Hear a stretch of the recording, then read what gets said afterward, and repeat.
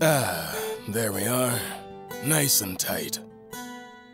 Senjiro gave one last tug on the rope that secured his small river ship to the dock. His ship, the Mountain Sparrow, was a river trading vessel with a decent-sized cargo hold, a small cabin below deck, and a single mast with a moderately sized sail in the middle. The rudder was at the back of the ship as well.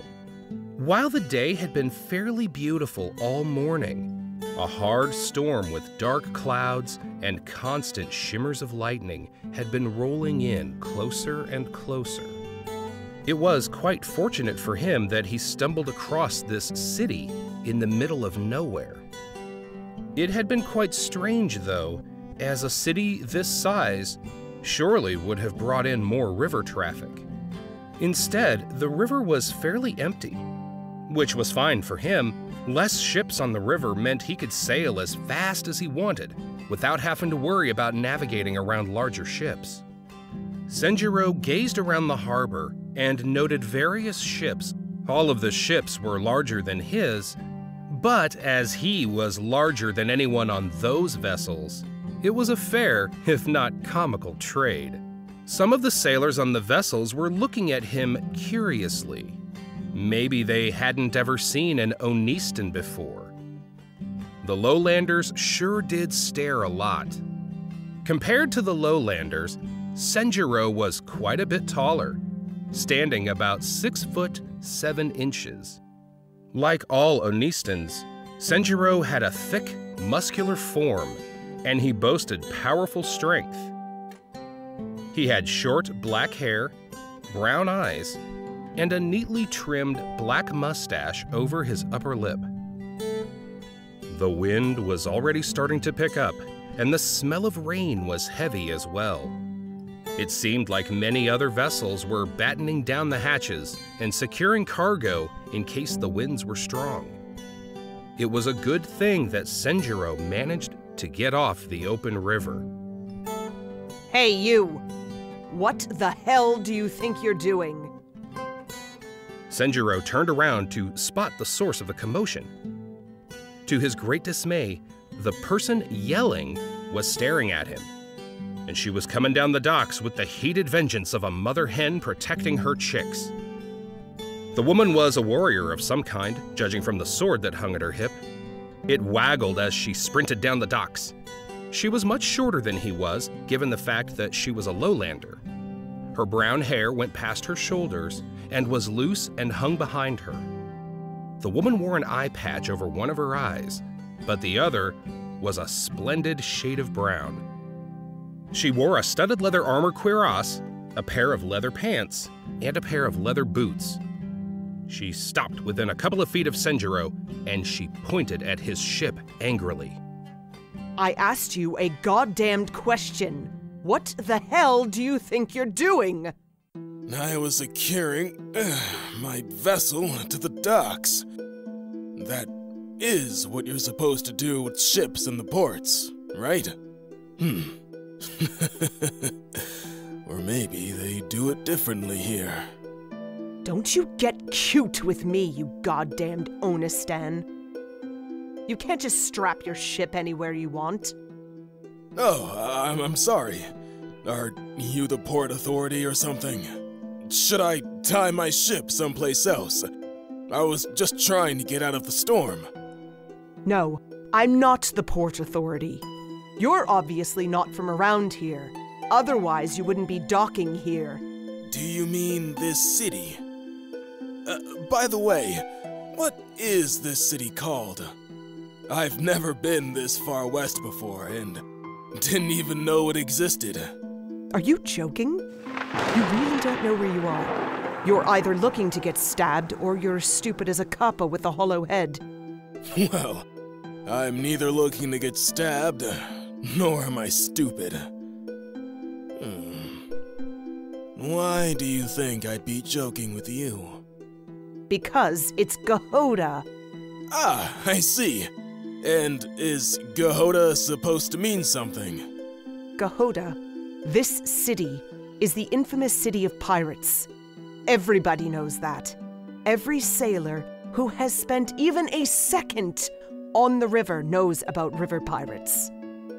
How long have you been sailing, Onistan? Wait, are you joking with me now? There's an actual city of pirates. No way. What do you mean? Yes way. Gahoda has existed for over 100 years at least. Ugh, what do you know? Do they even have river ships or pirates in Onista? As a matter of fact, they don't. The few rivers we had back in the mountains weren't used for river trade. So, no ships, and especially not pirates. Oh, and to answer your previous question, I've been sailing for about 2 years now. 2 years? And you've never heard of Gahoda? None of your sailor buddies ever mentioned it. Ah, see that? That right there is the issue. I don't have any sailor buddies. Lowlanders tend to not like people like me.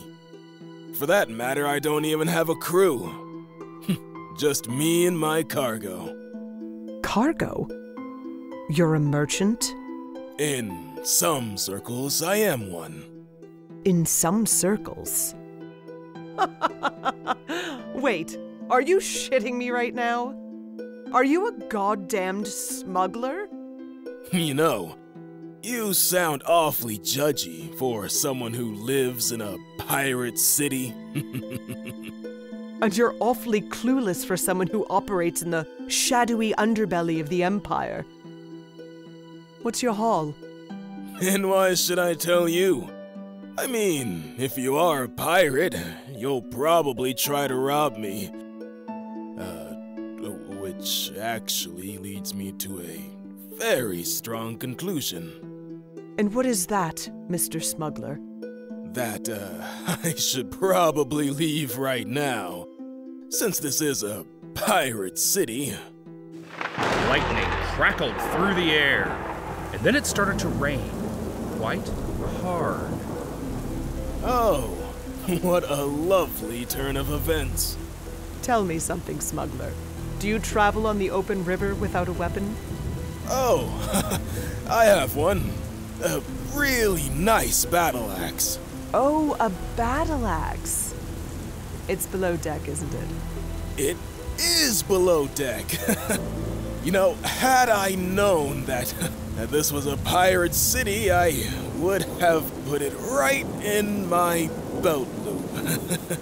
If you'll excuse me, I'll just go and get it. Within the span of a blink, the woman's sword was free of its scabbard. Its razor edge was an inch from his throat. You're my prisoner, Smuggler. Tell me, what cargo am I plundering today? 10 barrels of very special and very legal liquor. Tell me it's not Dustfire whiskey. That foreign stuff from Sato knows where? Yeah, I have a special supplier. And before you even ask, I'm not telling you who my contact is. Is your cargo hold locked? It is. Okay, good. I'll come get it later. Let's go. I'm taking you to our compound for questioning. An Onistan smuggler who deals in foreign liquor and who has never heard of Gahoda? You're way too interesting not to question. The woman pointed with one hand and gestured for which way Senjiro was to go. She walked beside him and kept her sword out and poised to strike. Try and run, or call out for help, and you'll lose an arm. You don't need all your limbs to answer my question, Smuggler. I'm a master swordswoman, so call my bluff at your peril. Go straight and turn left when I tell you. Senjiro started walking as he was directed. As he did, he noticed people looking out at him from various windows and doorways. Most of the people appeared to be ordinary citizens. But what kind of ordinary people willingly lived in a famed pirate city? Were they all pirates? The weight of their gazes was quite pressing. The city itself was fairly nice, all things considered. Each of the houses were either 1 or 2 stories and had tile roofs. The streets were actually paved with stone tiles, and there weren't any homeless people about, not like some of the bigger cities in the Empire. Everyone else was a lowlander, which made sense as Onistans were a rarity in other places as well. The smell of fish danced in the air, but it wasn't unpleasant. The rain had started to fall harder, and yet the woman didn't seem fazed at all. Her one eye watched him as a snake might watch a mouse. Senjiro's shirt was clinging to his body, but it wasn't too uncomfortable. Normally, he liked walking in the rain. So, am I allowed to know the name of my captor? Or should I just call you pirate? My name is Alfana Amori. And what is yours, smuggler? Senjiro. Or Captain Senjiro, if you prefer. Is Senjiro your given name or surname? It's my given name. I haven't used my surname since leaving Onista. So, a pirate city, huh? So is everyone a pirate here? Is there like a guild or something? Do you have a central ruler, like a queen? Turn left here. And you left Onista? I'll admit the only Onistans I have seen out and about are criminals and villains. You don't seem all that dangerous. Oh, me? No. Not a dangerous bone in my body. I'm a big old kitten. Which is probably why you should let me go. Yeah, nice try, Senjiro. To answer your question, yes, we're all pirates. Although right now we're in the middle of a civil war. A civil war? But everything is so quiet. You mean like a civil war within the city, right? Or are there outside parties trying to take over Gahoda? Oh, it's all within the city. So, there are roughly about 3 pirate clans trying to gain control of Gahoda. I say about 3 because in addition to the 3 large clans, there are a bunch of smaller gangs of brigands who think they actually stand a chance of winning out. Well, they don't. So, the reason you took me captive is because I docked in your territory? That's right. Well, lucky me. Sato is actually smiling on you, you big bastard. Anyone else would have just killed you. I have to admit, I considered it. Turn right here, at this alleyway. We're taking the back way into our stronghold. So, don't get me wrong. I'm happy you're keeping me alive and all, but I'm kind of curious. Why are you keeping me alive? Because I want to, goddammit. There are too many interesting aspects about you and your story that I want to find out more. Amori and Senjiro walked through an alleyway that led behind several large buildings. The rain started to let up a little due to the wide roof edges from the surrounding structures. Up ahead, the alley veered to the left, as one of the large buildings was L-shaped. As soon as they turned a corner, a pair of men in dark clothes stepped in front of them to block them. They both held drawn swords. Amori's sense of delight flickered away, and she eased her sword in front of her. 3 more armed individuals came up behind them. Of the 5, 4 of them wore the same dark attire, making them look more like henchmen or something. The 5th was a woman with light blonde hair, a pair of green eyes, and a gap between her 2 front teeth. A nasty scar curled up her right cheek. She wore a pair of dark leather pants, a pair of sandals, a white long-sleeved shirt, no undershirt of any kind, and a bright yellow bandana that she wore over her forehead. She had a sword in one hand and a large club in the other. Well, it looks like Patchy the Pirate Princess is out and away from her entourage. How sad. Screw you, you gap-toothed, weasel-faced bitch. You try and dance with me and I'll give you another scar. Yeah! I totally don't think that's gonna happen. Especially since I have, 4 friends, and you have what? An ogre captive?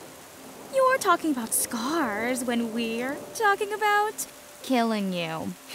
What should we do about the ogre, boss? I saw the ogre come here on a ship. Maybe he has a cargo we can steal too. Maybe he can help us kill her, boss. Or we can make him a slave. Well, what do you say, big man? Wanna help us take revenge against this one-eyed loser? Senjiro took a slow, sliding step away from Amori, but he locked eye contact with her as he did. A rage-filled glimmer danced Amori's iris. Throw me that club, and I can play too. You goddamned bastard! The gap-toothed woman tossed Senjiro the club, while at the same time, Amori slashed at his head. He had anticipated that, and he dipped under and away from the blade as it careened toward him. Had Senjiro been a second slower, the blade would have cleaved into him. Senjiro reached out and snatched the club from the air. The other 2 pirates who had blocked their path jumped in to face Amori. Senjiro rose to a full stand and then clobbered one of the pirate thugs who stood beside the gap-toothed woman. The thug wilted to the ground like a snipped weed. What are you doing? Senjiro chucked the club at the other thug as hard as he could. It struck the man in the center of the face, and he went down. The gap-toothed woman slashed toward him, but he rolled to where the first pirate thug had been knocked unconscious, or perhaps slain. As he rolled back to his feet, Senjiro grabbed the hilt of the pirate's sword. He brought it up in front of him a second later. The woman brought back her sword and poised herself to strike, but Amori landed in front of Senjiro. She deflected the other woman's weapon with ease. This one is mine, Senjiro. Go play with the other 2. Senjiro hopped to the side as the pair of women began clashing swords with rapid and mesmerizing speed. When Senjiro turned to face the pair of thugs, he couldn't help but smile. One of the henchmen had a massive cut up his right arm, but he still held his sword in the other. The second grunt looked untouched, but his eyes were wide with apprehension. Well, come on then! The scared thug leapt towards Senjiro and swung his blade in a wide arc. With a swift flick of his wrist, Senjiro parried the blade out of the way and then slanted forward. His own blade careened upward at an ascending angle and bit into the thug's chest. Despite the more jagged edge of the weapon, it sliced open the thug's flesh with relative ease. Senjiro flipped the blade around and then blocked the harried attack from the last remaining thug. He pushed away with his great strength and knocked the man off balance. The thug stumbled back and his face contorted with even more concern. In his panic, he swiped again, but Senjiro ducked beneath the attempt. Senjiro jabbed the tip of his sword into the thug's throat and pushed forward until the weapon's sword guard pressed against the man's neck. The thug gurgled several times, dropped his own sword, and then fell back to the alley ground. From where the blade came out of the thug's neck, it propped up his body in a peculiar way. Senjiro peeked over his shoulder and beheld the commotion. Amori stood over her opponent, who had fallen to her knees. The gap-toothed woman's right arm had been cleaved off at the forearm, and she held the bleeding stump with her other hand. Amori's blade drifted beside her, and she watched her enemy with an eagle eye. Do you want to lose another goddamned arm? No. No! Please spare me. Amori lifted her sword and then pointed it down one of the alleyways. You're lucky I already have one captive to deal with. Get your ass out of my sight before I decide to remove more of your limbs. The woman got to her feet and she ran off, whimpering and bleeding out onto the alley ground. Slowly, Amori turned to face Senjiro. who had merely placed his hands on his hips. That was kind of exciting, huh? Does this sort of thing happen to you often? Why did you do that? Do what? You know what I mean, goddammit. Why did you fight them? You could have killed me and possibly gotten away. Yeah. I guess I could have. But then again, between the two of you, I felt you were the better option. Why? They called me Ogre. When you met me, you cursed at me. You threatened to stab me, took me captive, essentially looted my cargo, and impounded my ship.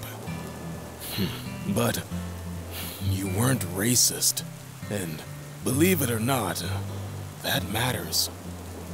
Really? That's the reason? Yep. So, am I still your prisoner? You're goddamned right you are. Amori resheathed her sword and walked up to stand within a foot of Senjiro. She peered up at him with a pronounced frown. Here's what's gonna happen, Senjiro. Even if you didn't know about Gahoda, or the fact that those were our docks, you still trespassed and violated our territory. Those things can't be overlooked. However, I'm going to do something nice, since you did what you did. I'm still taking your cargo, and I'm taking your ship too. Wow, so nice. Saito be praised. Shut it! Those things are mine, and so are you. You are going to be my manservant bodyguard until you work off the combined value of the liquor and your pathetic little ship. What? Are you kidding me? The Dustfire whiskey alone is worth over 1,000 golden coins. Easy. Amori poked him in the chest with her index finger. Well, then it looks like you and I are going to be best friends for a long time, aren't we? You're not allowed to leave Gahoda or my side until the debt is paid off. Are we clear? Yes, we're clear. Well, actually, let me ask you some clarifying questions. Number one, am I a slave? No, of course you're not. I said what you were. Open your goddamned ears. You're going to be my manservant and bodyguard. I'll pay you a decent wage, but half of what you should be paid will go off to paying down your debt. By the way, where did you learn to fight, anyway? You're a fierce fighter. Every Onistan serves in the city militia, which is essentially the army. I'm a trained soldier. So, is this how they do best friends in Gahoda? For the most part. By the way, thank you for not turning on me. Now, enough mushy stuff. Let's go back to the compound and get some help. We're going to unload all of that dust fire. Just this once, I'll split the profits with you.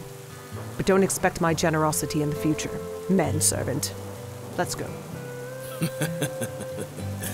As you command, my lady.